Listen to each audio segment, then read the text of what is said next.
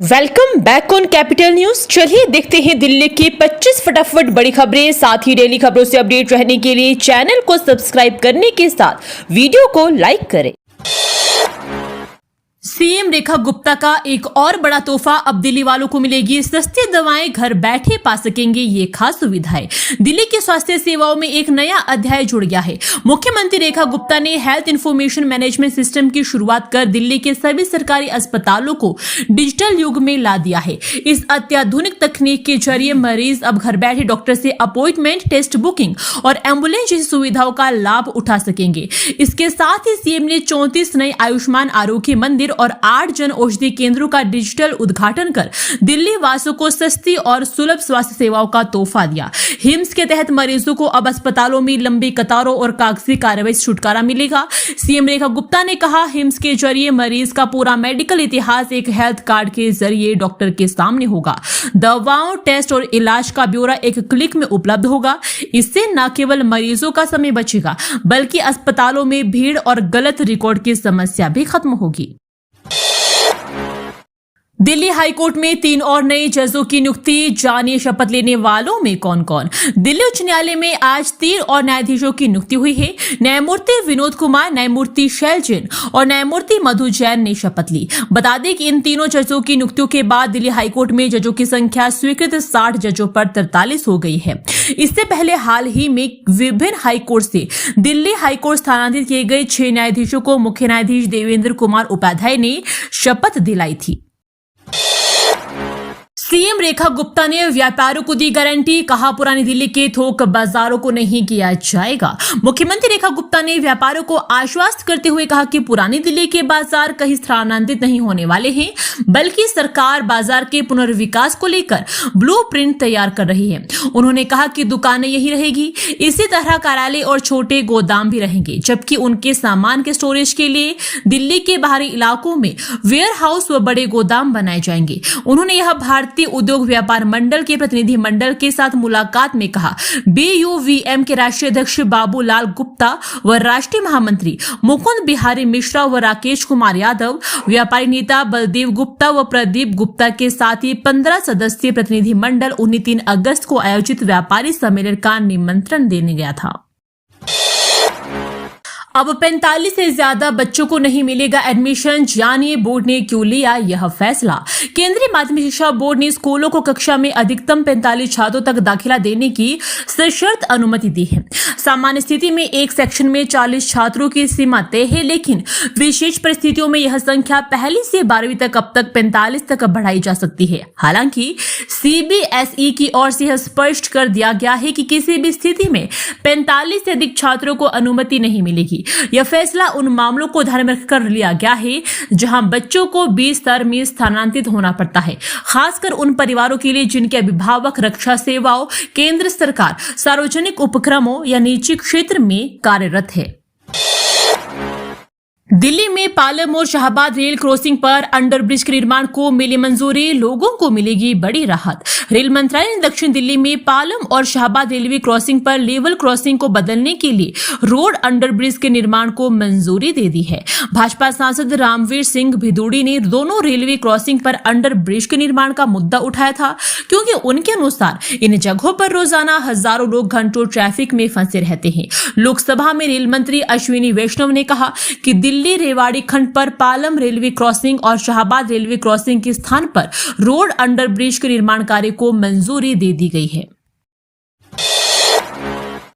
श्रम और समाज के हित में बुद्धिमानी से अनुकूलित करनी होगी तकनीकी। मोहन भागवत।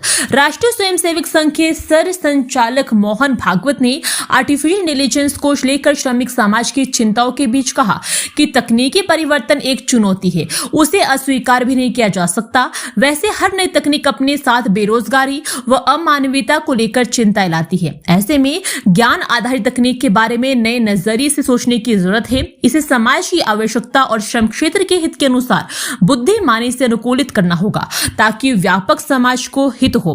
वह इंदिरा गांधी स्टेडियम में BMS के 70 वर्ष पूरे होने के अवसर पर वर्ष भर हुए आयोजनों के समापन आयोजन को संबोधित कर रहे थे। दिल्ली के सरकारी दफ्तरों में पनप रहे हैं मच्छर, नगर निगम ने 44 को दिया नोटिस। राजधानी दिल्ली में सरकारी दफ्तरों में मच्छरों की उत्पत्ति रोकने के लिए तमाम दिशा निर्देश जारी करने के बाद सरकारी विभाग कुंभकर्णी नींद में सोए हुए हैं। यही वजह है कि सरकारी दफ्तरों में भी मच्छर पनप रहे हैं। निगम द्वारा आईटीओ के पास मौजूद सरकारी दफ्तरों में जांच के लिए चलाए गए विशेष अभियान में यह मामला उजागर हुआ है। निगम के अनुसार 266 परिसरों की जांच एवं मच्छरों का प्रजनन पाए जाने पर 34 अभियोजन दायर किए एवं 44 नोटिस जारी किए गए हैं। दिल्ली एनसीआर में आज भी होगी बारिश, मौसम विभाग ने जारी किया ताजा अपडेट। बुधवार को भी दिल्ली में हल्की बारिश का दौर जारी रहा। येलो अलर्ट के बीच कहीं हल्की तो कहीं थोड़ी तेज बारिश देखने को मिली। इससे मौसम भी सुहावना रहा और तापमान में गिरावट भी देखी गई। पूर्वानुमान है कि हाल फिलहाल ऐसा ही मौसम बना रहेगा। बुधवार को बारिश का यह दौर सुबह ही शुरू हो गया था, रुक रुक कर दोपहर तक जारी रहा। इसके बाद मौसम खुल गया, धूप निकली लेकिन हल्की ही रही। बुधवार को अधिकतम तापमान सामान्य से 4.1 डिग्री कम 30.8 डिग्री सेल्सियस रिकॉर्ड किया गया। न्यूनतम तापमान सामान्य से 1.7 डिग्री कम 25.6 डिग्री सेल्सियस रहा। दिल्ली में प्रदूषण से राहत, 2025 में अब तक 118 दिन रही साफ श्रेणी की हवा। साल 2025 में अब तक 118 दिन ऐसे रहे जब दिल्ली की हवा साफ श्रेणी में रही। बुधवार को राजधानी का AQI 67 दर्ज हुआ, जो लगातार संतोषजनक श्रेणी में बना हुआ है। पंजाबी बाग दिल्ली का सबसे सॉफ्ट हॉटस्पॉट, जहां का AQI अच्छी श्रेणी में 50 रहा। इसके बाद बवाना 51 और विवेक विहार 55 का नंबर रहा। टेक ऑफ से पहले ही एयर इंडिया के विमान में आई खराबी। दिल्ली से मुंबई 160 यात्रियों को लेकर जा रहा था विमान। एयर इंडिया के विमान ने बुधवार शाम को दिल्ली हवाई अड्डे पर तकनीकी खराबी के कारण उड़ान रद्द कर दी। यह विमान 160 यात्रियों को लेकर मुंबई जाने की तैयारी में था। एयर इंडिया की ओर से बताया गया कि विमान में तकनीकी खराबी आने के बाद चालक दल ने उड़ान को रद्द करने का फैसला लिया। बताया गया कि पायलट ने उड़ान को रद्द करने का फैसला उस समय लिया जब कॉकपिट में गति मापदंडों को प्रदर्शित करने वाली स्क्रीन में कुछ गड़बड़ी देखी गई। मनी लॉन्ड्रिंग मामले में हाईकोर्ट ने ईडी से मांगा जवाब। हवाला डीलर मोहम्मद असलम से जुड़ा है मामला। मनी लॉन्ड्रिंग का मामला रद्द करने का निर्देश देने की मांग को लेकर हवाला डीलर मोहम्मद असलम वानी की याचिका पर दिल्ली हाईकोर्ट ने प्रवर्तन निदेशालय से जवाब मांगा है। न्यायमूर्ति संजीव नरूला की पीठ ने ईडी को नोटिस जारी कर हलफनामा दाखिल करने का निर्देश दिया। वानी ने PMLA मामले को रद्द करने की मांग करते हुए 2010 के एक ट्रायल कोर्ट के फैसले का हवाला दिया, जिसमें उन्हें 2005 के एक टेंडर फंडिंग के आरोपों में मुक्त कर दिया गया था। दिल्ली के रिहायशी इलाकों का हुआ ऐसा हाल देखकर हर कोई हैरान, घरों में कैद रहे लोग। दिल्ली में हालांकि ज्यादा वर्षा नहीं हुई, बावजूद इसके राजधानी के रिहायशी इलाके जलमग्न दिखे। आलम यह रहा कि रिहायशी इलाकों में सुबह हुई वर्षा का पानी दोपहर बाद तक भरा रहा। वहीं कई इलाकों में तो शाम तक पानी जमा होने और कीचड़ होने की स्थिति बनी रही। सुबह की वर्षा के कारण रिहायशी इलाकों में जल भराव से स्कूल जाने वाले बच्चों को और अभिभावकों को स्कूल तक छोड़ने के लिए मशक्कत करनी पड़ी। दिल्ली के चांदनी चौक बाजार में बड़ा हादसा टला, 15 फीट नीचे धंस गई एक दुकान की जमीन। दिल्ली में वर्षा के बीच चांदनी चौक की एक दुकान की जमीन धंस गई और वहां 15 फीट का गड्ढा बन गया। गनीमत यह रही कि कोई चोटिल नहीं हुआ, लेकिन दुकान को लाखों का नुकसान हो गया। बताया गया कि यह घटना बुधवार दोपहर में हुई। मामला मालीवाला व मोती बाजार के कोने पर स्थित राजकुमार की दुकान की है। वहीं दुकानदार ने बताया कि वे दुकान पर बैठे हुई थी जब बहरा कर जमीन बैठ गई और 5 से 6 फीट चौड़ा लंबा गड्ढा बन गया। उनके अनुसार सीवर का पानी दुकान के नीचे जाने से हादसा हुआ। वहीं कुछ लोग दुकान के कुएं पर बने होने की आशंका भी जताई है। दिल्ली में खतरे के निशान के पहुंचा यमुना का जलस्तर, बाढ़ की आशंका के बीच सरकार सतर्क। दिल्ली में यमुना का जलस्तर बुधवार को खतरे के निशान के करीब पहुंच गया। इससे बाढ़ का खतरा बढ़ गया है। शाम 4 बजे यमुना का जलस्तर 204.13 मीटर पर था, जो खतरे के निशान 205.33 मीटर से थोड़ा नीचे है। हालांकि शाम 7 बजे से जलस्तर कम होने लगा, लेकिन पहाड़ी इलाकों में लगातार बारिश के कारण सतर्कता बरती जा रही है। सिंचाई एवं बाढ़ नियंत्रण विभाग के मुताबिक हथीनी कुंड बैराज से मंगलवार को 25,000 क्यूसेक पानी छोड़ा गया था, जो बुधवार को दिल्ली पहुंचा। इसके बाद बुधवार शाम को 50,000 क्यूसेक पानी छोड़ा गया, जो कल तक पहुंचेगा। इससे यमुना का जलस्तर बढ़ सकता है। स्कूल के लिए लेट हो जाते हैं बच्चे, फंस जाती है एम्बुलेंस। दिल्ली कैंट के पास झरेड़ा गांव वालों का दर्द। आए दिन राजधानी दिल्ली से अतिक्रमण के कारण जाम और हादसों की खबरें सामने आ रही हैं। ऐसे ही खबर दिल्ली कैंट इलाके के सामने आई है।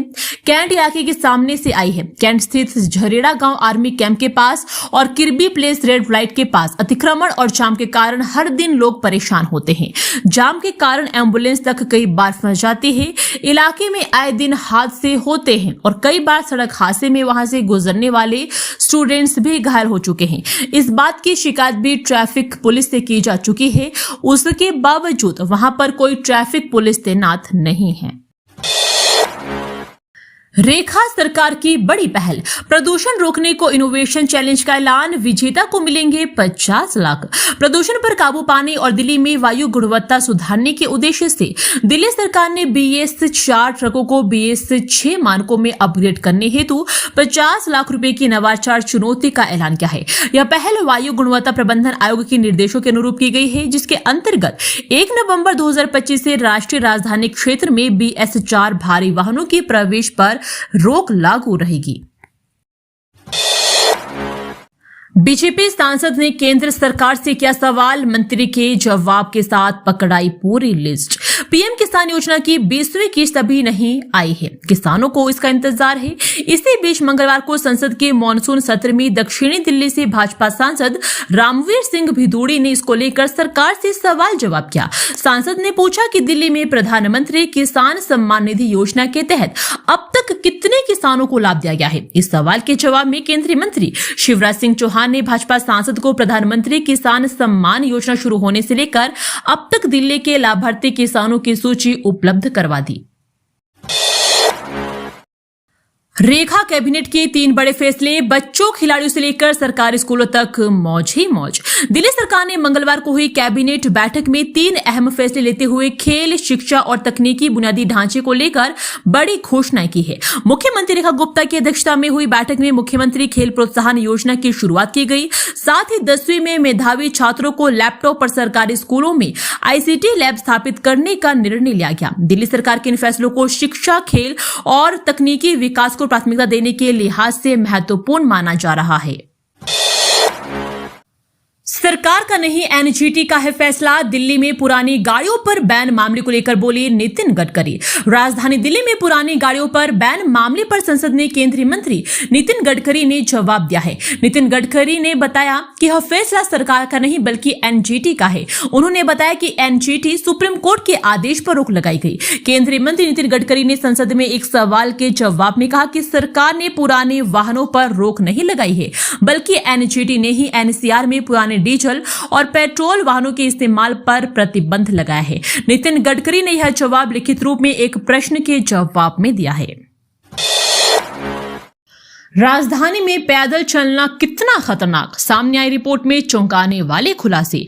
देश की राजधानी दिल्ली में पैदल चलना भी जान जोखिम में डालने जैसा है। तेज ट्रैफिक में सड़क पार करना सबसे बड़ी चुनौती है। पैदल चलने वालों के लिए सुविधाओं का अभाव है और लोग डर कर सड़क पर चलते हैं। हाल ही में हुए एक अध्ययन में सामने आया है कि दिल्ली में सड़क हादसों में मरने वालों में 35% तक पैदल यात्री हो सकते हैं। अध्ययन के मुताबिक दिल्ली की कुल आबादी लगभग 2 करोड़ है और यहाँ का ट्रैफिक व्यवस्था बहुत विविधतापूर्ण है। इसमें कार, ट्रक, दोपहिया, ऑटो रिक्शा जैसे मोटर वाहनों के साथ साथ पैदल यात्री, साइकिल, पशु और मानव चालित वाहन भी शामिल है।